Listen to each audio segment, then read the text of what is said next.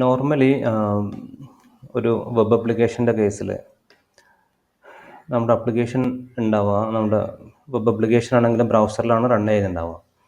അപ്പോൾ നമുക്ക് അതിൽ HTML, ജാവാസ്ക്രിപ്റ്റും CSS എല്ലാം ഉണ്ടാവും. അത് കൂടാതെ നമുക്ക് ഡാറ്റ വേണം. ഇപ്പോൾ ആമസോൺ അല്ലെങ്കിൽ ഫ്ലിപ്കാർട്ട് ആണെങ്കിൽ പ്രോഡക്റ്റിൻ്റെ ഡാറ്റ, അല്ലെങ്കിൽ കസ്റ്റമേഴ്സിൻ്റെ ഡാറ്റ, അങ്ങനെ പിന്നെ പ്രോഡക്റ്റിൻ്റെ റിവ്യൂസ്, റേറ്റിങ്സ്, അങ്ങനെ ഡിഫറെൻറ്റ് ടൈപ്പ് ഓഫ് ഡാറ്റ വേണം. ഈ ഡാറ്റ നമുക്കറിയാം, ഡാറ്റ സ്റ്റോർ ചെയ്യുന്നത് ഡാറ്റാബേസിലാണ്. അപ്പോൾ ഈ ഡാറ്റാബേസിൽ നമ്മൾ ഡാറ്റ കിട്ടാൻ വേണ്ടി ബ്രൗസർക്ക് ഡാറ്റ കിട്ടണം, എന്നാൽ മാത്രമല്ല നമുക്കത് ഡിസ്പ്ലേ ചെയ്ത് യൂസർക്ക് കാണിച്ചു കൊടുക്കാൻ പറ്റുള്ളൂ. ഇങ്ങനെ ഡാറ്റ കിട്ടണം എന്നുണ്ടെങ്കിൽ നമ്മൾ എന്ത് ചെയ്യും, ബ്രൗസറിൻ്റെ സൈഡിൽ നമ്മൾ റിക്വസ്റ്റ് കൊടുക്കും. അത് API നമ്മൾ റിക്വസ്റ്റ് കൊടുക്കുക. API എന്ന് പറഞ്ഞാൽ നമ്മൾ നേരത്തെ ഡിസ്കസ് ചെയ്തിട്ടുണ്ടായിരുന്നു, ആപ്ലിക്കേഷൻ പ്രോഗ്രാമിംഗ് ഇൻ്റർഫേസ് എന്നുള്ളതാണ്. അതിൻ്റെ ഷോർട്ട് ഫോമാണ് API എന്ന് പറയുന്നത്. ഈ APIൻ്റെ റോൾ എന്ന് പറയുന്നത് ബാക്ക് എൻഡ് സെർവറും ഫ്രണ്ട് എൻഡ് ആപ്ലിക്കേഷനും കൂടെ, അല്ലെങ്കിൽ ക്ലയൻറ്റ് ആപ്ലിക്കേഷനും കൂടെ, അതിനെ രണ്ടും കൂടെ കണക്ട് ചെയ്യുക എന്നുള്ളതാണ് ഈ APIൻ്റെ റോള്. ഇവിടെ നമ്മൾ റിക്വസ്റ്റ് കൊടുക്കുന്ന സമയത്ത് ഇൻ്റർനെറ്റ് വഴി നേരെ പോകുന്നത് APIക്കാണ്. API എന്ന് പറയുന്നത് ഒരു ആപ്ലിക്കേഷൻ തന്നെയാണ്. അതിൻ്റെ റോൾ എന്ന് പറയുന്നത് റിക്വസ്റ്റ് റിസീവ് ചെയ്യലും ബാക്ക് എൻഡ് ഫോർവേഡ് ചെയ്യുക, ബാക്ക് എൻഡ് തരുന്നതിന് തിരിച്ച് റെസ്പോൺസ് ആയിട്ട് കൊടുക്കുക. ഇതാണ് ഈ APIൻ്റെ റോള്. ചെറിയ ഒരു ആപ്ലിക്കേഷൻ തന്നെയാണത്. അപ്പോൾ ഇതിൽ ഈ റിക്വസ്റ്റ് APIക്ക് നമ്മൾ കൊടുക്കുന്നു, API അതിന് ബാക്ക് എൻഡ് കൊടുക്കുന്നു, ബാക്ക് എൻഡ് വെബ് സെർവർ അതിന് ഡാറ്റാബേസിൻ്റെ ഡാറ്റ എല്ലാം എടുത്ത് എന്നിട്ട് അതിൻ്റെ മേലെ ഫിൽറ്ററിങ്ങും, ചിലപ്പം കുറേ ഡാറ്റനെ റിമൂവ് ചെയ്യേണ്ടി വരും, ചിലതിനെ അപ്ഡേറ്റ് ചെയ്യേണ്ടി വരും, അങ്ങനെ എല്ലാം ചെയ്തിട്ട് പെർഫെക്റ്റ് ആക്കിയ ഒരു ഡാറ്റയാണ് നമുക്ക് തിരിച്ചു തരുന്നത്. അപ്പം ഇങ്ങനെ ഈ API ആയിട്ടുള്ള ഈ API എന്ന് പറയുന്നത് മെയിനായിട്ടും 3 ടൈപ്പ് ഓഫ് API ആണ് ഇപ്പോൾ നമ്മൾ ഏറ്റവും കൂടുതൽ യൂസ് ചെയ്യുന്നത്. ഒന്ന് REST API. REST API എന്ന് പറയുന്നത് ഒരു സ്റ്റാൻഡേർഡാണ്. API ഡെവലപ്പ് ചെയ്യുന്ന സമയത്ത് നമ്മൾ ഫോളോ ചെയ്യുന്ന ഒരു സ്റ്റാൻഡേർഡാണ് REST എന്ന് പറയുന്നത്. REST. ഞാൻ ഒന്നുകൂടെ ഡീറ്റെയിൽ ആയിട്ട് ഞാൻ പറയാം.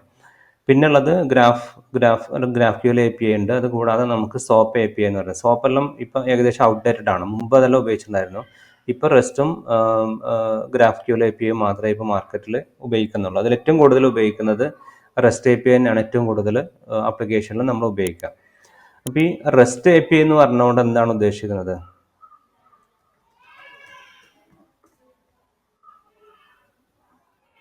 REST അല്ലെങ്കിൽ RESTful API എന്ന് പറയുന്നത് രണ്ട് കമ്പ്യൂട്ടറുകൾ, ക്ലയൻറ്റ് ആപ്ലിക്കേഷനും ബാക്കെൻഡ് ആപ്ലിക്കേഷനും തമ്മിൽ കമ്മ്യൂണിക്കേറ്റ് ചെയ്യാൻ ഉപയോഗിക്കുന്ന APIയിൽ നമ്മൾ ഫോളോ ചെയ്യുന്ന ഒരു സ്റ്റാൻഡേർഡാണ് അല്ലെങ്കിൽ ഒരു ആർക്കിടെക്ചറൽ സ്റ്റൈലാണ് REST എന്ന് പറയുന്നത്. റെപ്രസെൻറ്റേഷണൽ സ്റ്റേറ്റ് ട്രാൻസ്ഫർ എന്നുള്ളതിൻ്റെ ഷോർട്ട് ഫോമാണ് REST എന്ന് പറയുന്നത്.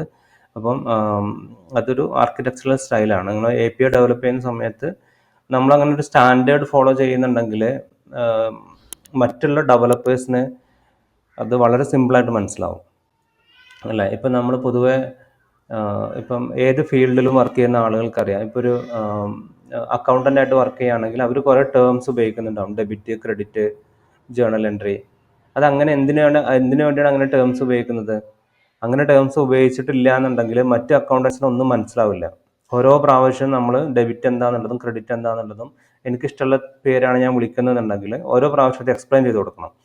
ഇത് ഒരു ഗ്ലോബലി എല്ലാവർക്കും അറിയുന്ന ഒരു പേര് ഉപയോഗിക്കുന്നതുകൊണ്ട്, നെയിമിംഗ് കൺവെൻഷൻസ്, ടേംസ് ഉപയോഗിക്കുന്നതുകൊണ്ട് മറ്റുള്ള ആളുകൾക്ക് വളരെ സിമ്പിളായിട്ട് മനസ്സിലാവും. അതേപോലെ ഇപ്പോൾ ഡോക്ടേഴ്സ് ഓരോ അസുഖത്തിനും ഇപ്പം നമ്മളെ കിഡ്നി ടെസ്റ്റ് ചെയ്യുന്നതിന് നമ്മൾ പറയാം റീനൽ ഫംഗ്ഷൻ ടെസ്റ്റ്, RFT എന്ന് പറയാം. അതേപോലെ ഓരോന്നിനും ഓരോരോ ടേം ഉപയോഗിക്കുന്നുണ്ടാവും. അപ്പോൾ ഈ മെഡിക്കൽ ടേംസ് നമ്മൾ അതിന് വിളിക്കുന്നത്. അങ്ങനെ എന്തിനാണ് ടേം ആക്കുന്നത്? കമ്മ്യൂണിക്കേഷൻ വളരെ സിമ്പിളാക്കാനും മറ്റുള്ള ആളുകൾക്ക് ആ ഒരു ടേം കാണുമ്പോൾ തന്നെ ഇത് എന്താണെന്നുള്ളത് പെട്ടെന്ന് മനസ്സിലാകാൻ വേണ്ടിയാണ്.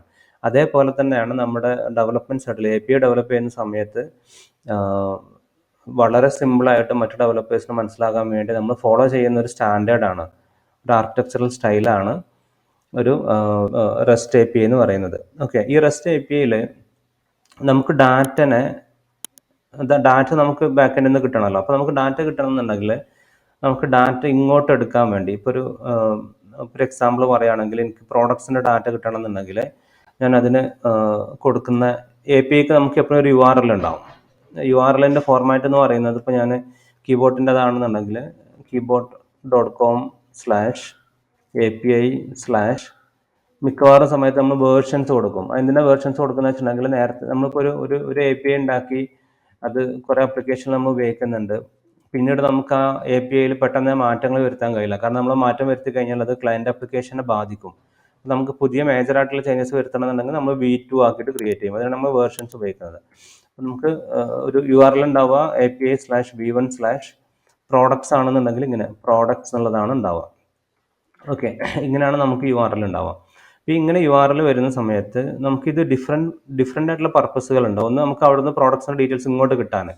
ചിലപ്പോൾ നമുക്കൊരു അഡ്മിനൊക്കെ ആണെന്നുണ്ടെങ്കിൽ പുതിയ പ്രോഡക്റ്റ് ആഡ് ചെയ്യണം. അതേപോലെ അല്ലെങ്കിൽ ചിലപ്പോൾ നേരത്തെ ഉണ്ടായിരുന്ന പ്രോഡക്റ്റിൻ്റെ സ്റ്റോക്ക് അപ്ഡേറ്റ് ചെയ്യണം. ചിലപ്പോൾ അല്ലെങ്കിൽ ആ പ്രോഡക്റ്റ് വേണ്ട, അതിന് പകരം പുതിയ പ്രോഡക്റ്റ് മാർക്കറ്റിൽ വന്നതുകൊണ്ട് ആ പഴയ പ്രോഡക്റ്റിൻ്റെ റെക്കോർഡ് ഡിലീറ്റ് ചെയ്ത് കളയണം. അങ്ങനെ ഡിഫറെൻറ്റ് ടൈപ്പ് ഓഫ് ഓപ്പറേഷൻസ് നമുക്ക് ചെയ്യേണ്ടി വരും. അപ്പോൾ ഇങ്ങനെ എല്ലാ ഓപ്പറേഷൻസും REST API വെച്ചിട്ട് നമുക്ക് ചെയ്യാൻ പറ്റും. REST APIയിൽ എല്ലാ ടൈപ്പ് ഓഫ് ഓപ്പറേഷൻസും റിട്രീവ് ചെയ്യലും പുതിയത് ക്രിയേറ്റ് ചെയ്യലും അപ്ഡേറ്റ് ചെയ്യലും ഡിലീറ്റ് ചെയ്യലും എല്ലാം REST API വെച്ചിട്ട് നമുക്ക് ചെയ്യാൻ പറ്റും. ഇപ്പോൾ REST API എന്ന് പറയുന്നത് ഒരു സ്റ്റാൻഡേർഡ് ആണ്, അല്ലാതെ ഒരു അത് ശരിക്കും ഒരു പെർട്ടിക്കുലർ ടെക്നോളജിനോട് ഡിപ്പെൻഡഡ് അല്ല. ഏത് ടെക്നോളജി ഉപയോഗിച്ചിട്ടും റെസ്റ്റിൻ്റെ സ്റ്റാൻഡേർഡിൽ നമുക്ക് ചെയ്യാൻ പറ്റും. ഓക്കെ, അപ്പോൾ ഇങ്ങനെ ഇതുപോലെയാണ് നമുക്ക് എൻഡ് പോയിന്റ് ഉണ്ട്. ഇത് നമ്മൾ URL അല്ലെങ്കിൽ എൻഡ് പോയിന്റ് എന്ന് വിളിക്കാം. URL അല്ലെങ്കിൽ എൻഡ് പോയിന്റ് എന്നാണ് നമ്മൾ ഇതിനെ വിളിക്കുക. ഇങ്ങനെയാണ് നമ്മൾ URL ഉണ്ടാവുക. അപ്പോൾ ഇവിടെ നമുക്ക് ഈ ഏറ്റവും സിമ്പിളായിട്ട് പറയുകയാണെന്നുണ്ടെങ്കിൽ ഗെറ്റ് എന്ന് പറയുന്നത് ഇവിടെ നിന്നുള്ള ഡാറ്റ ഇങ്ങോട്ട് എടുക്കാനുള്ളതാണ് നമുക്ക് ഗെറ്റ്. അപ്പോൾ ഗെറ്റ് API എന്ന് പറയുന്നത് ഒരു URLഉം അതിൻ്റെ കൂടെ നമ്മൾ ഉപയോഗിക്കുന്ന മെത്തേഡ് HTTP മെത്തേഡ് എന്നാണ് നമ്മൾ വിളിക്കുക. ഓക്കെ, HTTP മെത്തേഡ് നമുക്ക് ഉള്ളത് ഗെറ്റ് ഉണ്ട്, പോസ്റ്റ് ഉണ്ട്, പുട്ട് ഉണ്ട്, ഡിലീറ്റ് ഉണ്ട്. ഈ ഗെറ്റ് എന്ന് പറയുന്നത് ഡാറ്റാബേസ് എന്നുള്ള അല്ലെങ്കിൽ ബാക്ക്-എൻഡ് എന്നുള്ള ഡാറ്റനെ ഫ്രണ്ട് എൻഡിലേക്ക് എടുക്കാൻ വേണ്ടിയാണ് നമ്മൾ ഗെറ്റ് എന്ന് പറയുന്ന APIനെ അല്ലെങ്കിൽ ഗെറ്റ് എന്ന് പറയുന്ന മെത്തേഡിനെ ഉപയോഗിക്കുന്നത്. പോസ്റ്റ് എന്ന് പറയുന്നത് ഒരാൾ ഒരു പുതിയ യൂസർ രജിസ്റ്റർ ചെയ്യാണ്, അവിടെ അയാൾ ഡീറ്റെയിൽസ് എല്ലാം ഫില്ല് ചെയ്തു, ആ ഡീറ്റെയിൽസിനെ ബാക്ക്-എൻഡിലേക്ക് നമ്മൾ പോസ്റ്റ് ചെയ്യലാണ്. ഇവിടെ നിന്നുള്ള ഡാറ്റനെ ഫ്രണ്ട് എൻഡിൽ നിന്ന് ഡാറ്റനെ ബാക്ക്-എൻഡിലേക്ക് സബ്മിറ്റ് ചെയ്യാനും ഡാറ്റാബേസിൽ സ്റ്റോർ ചെയ്യാനുള്ളതാണ് നമ്മൾ പോസ്റ്റ് ഉപയോഗിക്കുന്നത്. പുട്ട് എന്ന് പറയുന്നത് നേരത്തെ ഉള്ള ഒരു റെക്കോർഡിനെ നമുക്ക് അപ്ഡേറ്റ് ചെയ്യണമെന്നുണ്ടെങ്കിലാണ് നമ്മൾ പുട്ട് എന്ന് പറയുന്ന ഓപ്ഷൻ ഉപയോഗിക്കുക.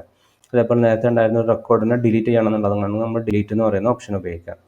ഓക്കെ, അപ്പോൾ ഇതാണ് HTTP മെത്തേഡ്സ് എന്ന് പറയുന്നത്. Get, post, put, delete. അത് കൂടാതെ വേറെയും കുറേ എണ്ണം കൂടെ ഉണ്ട്. ഗെറ്റ്, പോസ്റ്റ്, പുട്ടും ഡിലീറ്റും പാച്ച്, അങ്ങനെ കുറച്ചും കൂടെ ഓപ്ഷൻസ് ആണ്. പക്ഷേ ഏറ്റവും ഫ്രീക്വൻ്റ് ആയിട്ട് നമ്മൾ ഉപയോഗിക്കുന്ന 4 ഗെറ്റും, പോസ്റ്റും, പുട്ടും, ഡിലീറ്റും. ഓക്കെ, ഇനി ഈ ഒരു API നമ്മൾ ഡെവലപ്പ് ചെയ്യുന്ന സമയത്ത് നമുക്കറിയാം ഇതിന് ശരിക്കും API നമ്മൾ ഉപയോഗിക്കൽ എവിടെയാണ്? നമ്മുടെ ഫ്രണ്ട് എൻഡ് ആപ്ലിക്കേഷനിലാണ് നമ്മൾ ഈ APIനെ ഉപയോഗപ്പെടുത്തുക. കാരണം ഫ്രണ്ട് എൻഡ് ആപ്ലിക്കേഷനിലാണ് ഡാറ്റ കിട്ടേണ്ടത്, അവിടെ നിന്നാണ് ഡാറ്റ നമ്മൾ ബാക്ക് എൻഡിലേക്ക് സെൻഡും ചെയ്യേണ്ടത്. അപ്പോൾ ഈ ഫ്രണ്ട് എൻഡ് ആപ്ലിക്കേഷനിലാണ് നമ്മൾ ഡാറ്റനെ ഉപയോഗപ്പെടുത്തുക. പക്ഷേ API ഡെവലപ്പ് ചെയ്യുന്ന സമയത്ത് നമുക്ക് ആ പ്രോപ്പറായിട്ട് വർക്ക് ചെയ്യുന്നുണ്ടോ ഇല്ല എന്നുള്ളത് നമുക്ക് ടെസ്റ്റ് ചെയ്യണമെന്നുണ്ടെങ്കിൽ ഫ്രണ്ട് എൻഡ് ആപ്ലിക്കേഷൻ ഇല്ലെങ്കിലും നമുക്ക് ടെസ്റ്റ് ചെയ്യാൻ പറ്റും. ചിലപ്പോൾ ഫ്രണ്ട് എൻഡ് ആപ്ലിക്കേഷൻ ഡെവലപ്മെൻറ്റ് അവിടെ നടക്കുന്നേ ഉണ്ടാവുള്ളൂ, കംപ്ലീറ്റ് ആയിട്ടുണ്ടാവില്ല. അപ്പോൾ നമുക്ക് ഇത് വെച്ച് ടെസ്റ്റ് ചെയ്യാൻ പറ്റണമെന്നില്ല. അപ്പം ഇതില്ലാതെയും ടെസ്റ്റ് ചെയ്യാൻ വേണ്ടി നമുക്കുള്ള ഒരു ടൂളാണ് പോസ്റ്റ്മാൻ എന്ന് പറയുന്ന ഒരു ടൂള്. പോസ്റ്റ്മാൻ എന്ന് പറയുന്ന ഒരു ടൂൾ ഉപയോഗിച്ചുകൊണ്ട് നമുക്ക് ഈ APIനെ നമുക്ക് ടെസ്റ്റ് ചെയ്യാൻ പറ്റും. ഇത് ഫ്രീ ആയിട്ട് കിട്ടുന്നൊരു ടൂളാണ്. നിങ്ങൾ ഗൂഗിളിൽ സെർച്ച് ചെയ്തിട്ട് പോസ്റ്റ്മാൻ എന്നുള്ളത് എടുക്കുക, എന്നിട്ട് അതിൽ നിങ്ങൾക്ക് ഡൗൺലോഡ് ചെയ്യാനുള്ള ഓപ്ഷൻ ഉണ്ട്. ഇവിടെ വിൻഡോസിനും മാക്കിനും ലിനക്സിനും ഏതിനും വാങ്ങിച്ചാൽ അതുണ്ടെങ്കിൽ വിൻഡോസിനാണെന്നുണ്ടെങ്കിൽ വിൻഡോസിന് എടുക്കുക, എന്നിട്ടത് പിന്നെ ഡൗൺലോഡ് ചെയ്യുക, ഇൻസ്റ്റാൾ ചെയ്യാം. ഓക്കെ, അതിൽ ആ ടൂൾ ഉപയോഗിച്ചിട്ട് നമുക്ക് ഇതിനെ ടെസ്റ്റ് ചെയ്യാൻ പറ്റും. അത് നമുക്ക് എങ്ങനെ ടെസ്റ്റ് ചെയ്യാമെന്നുള്ള കാര്യങ്ങളെല്ലാം നമ്മൾ അടുത്ത സെഷനിൽ നമ്മൾ നോക്കും.